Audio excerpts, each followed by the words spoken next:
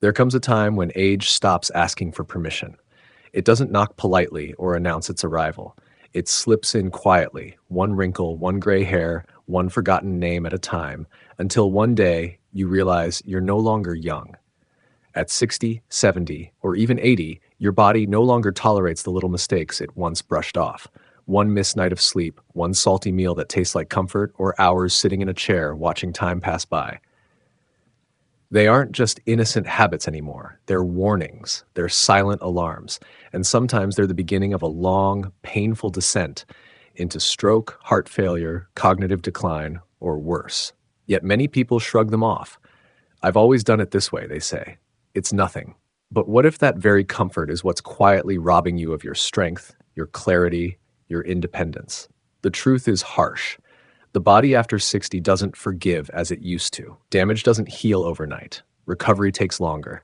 And sometimes what seems like a minor slip today is the reason tomorrow never comes. But here's the deeper truth. Growing old isn't a curse. It's not a finish line or a fading into silence. It's a powerful, sacred season where every moment carries more meaning and every choice matters more than ever before. This isn't the time to surrender or drift quietly into decline. It's the time to rise, to reclaim your vitality with awareness, with intention, with love. Your body is not just aging, it's speaking. Are you listening? Because aging doesn't wait. It won't pause for comfort. It won't stop for excuses. But if you stop right now to care, to reflect, and to change, you might just find that the years ahead don't have to be lesser. They can be greater, richer, wiser, and far more alive than you ever imagined. It starts innocently, a late-night movie, a few extra pages of a book, a quiet moment with a cup of tea and your thoughts. The world is finally still. No phone calls, no noise, no obligations, just you, the night, and silence. And so, you stay awake, telling yourself just a little longer. But what you don't see is that with every hour past bedtime, something inside you is slowly dimming. The mind that once remembered every face, every detail, now hesitates.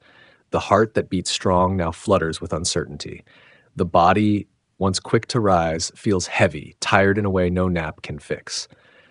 After 60, sleep isn't just about resting. It's not a pause. It's repair.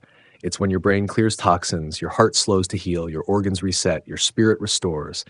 Yet night after night, you trade that healing for habits, for distractions, for moments that feel peaceful but cost you more than you realize. You may say, I've always been a night owl, but aging rewrites the rules.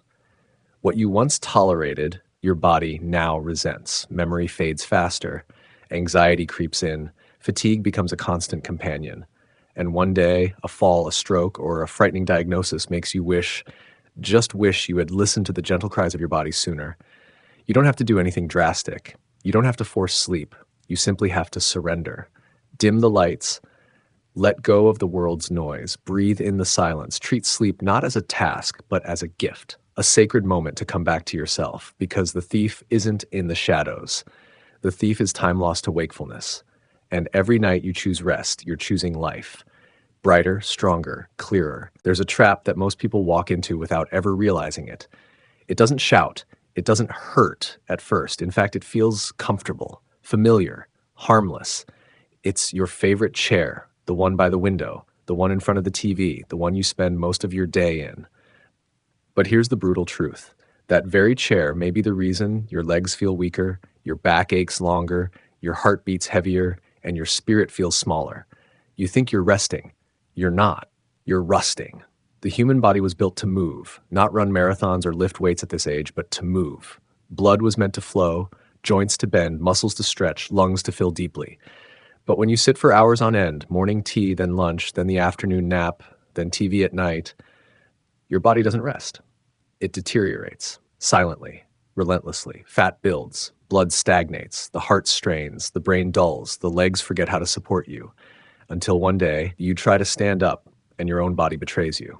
And no, it's not just age, it's habit. Too many elders believe weakness is inevitable. But many are not weak because they are old. They are weak because they stopped moving, because they let the chair become their comfort, their prison, and eventually, their downfall. But here's the most powerful truth of all. You don't need a gym. You don't need a trainer. You need intention. Every 30 minutes, rise, stretch, take 5 steps, raise your arms, Wiggle your toes, clap your hands, touch the sky, even if it's just with your fingertips. Each motion is oil for the machine. Each movement is a message to your body. I still choose life. Don't wait until you fall to wish you'd moved sooner. Don't let your favorite chair become your coffin in disguise. Stand, even if it's shaky, even if it's slow, because movement is not just motion, it's a declaration. I am still here. I am still strong, and I will not go quietly. You may not feel thirsty, but your body is screaming for water. One of the most dangerous deceptions of growing older is the fading of thirst. Somewhere between youth and age, the body's alarm system for dehydration goes quiet. You stop feeling the need to drink, so you assume you're fine. But inside, your cells are gasping, your blood thickens, your brain slows, your kidneys struggle, your bowels harden, and slowly, without drama or warning, your body becomes a desert, cracking, drying, breaking down from the inside out. You feel tired, but you blame your age. You can't focus, and you say it's memory loss. Your joints ache, your head throbs, your digestion stalls, but no one tells you you're just not drinking enough water. Water isn't optional. It's not a bonus. It's not a wellness tip for the young and active. It's life itself, especially after 60, when every system in your body relies more than ever on hydration to function. Water carries oxygen, flushes toxins, cushions your joints, clears your mind, and even lifts your mood. Without it, your body becomes like a machine running dry, grinding, overheating, and slowly shutting down. I once knew a woman who fainted twice in a month. Her family feared the worst, maybe a tumor, a heart problem, something irreversible. But the doctors found something shockingly simple. She was barely drinking 2 cups of water a day. That's it. No disease, just chronic, silent dehydration. And here's the catch. By the time you feel thirsty, it's already late. That's your body sending a distress signal, not a gentle reminder. You must drink before the thirst arrives. Sip throughout the day. Keep water by your side like it's your most loyal friend, because it is. 6 to 8 glasses. Spread out. Warm if you prefer. Herbal teas count. Soups help. Every drop is a gift you give your body, a whisper that says, I still care for you. Don't let yourself wilt in silence. Don't let the drought take root in your bones, your heart, your mind. Hydration is not just about water, it's about presence. It's a quiet form of self-respect. So drink. Drink like your life depends on it, because after a certain age, it truly does.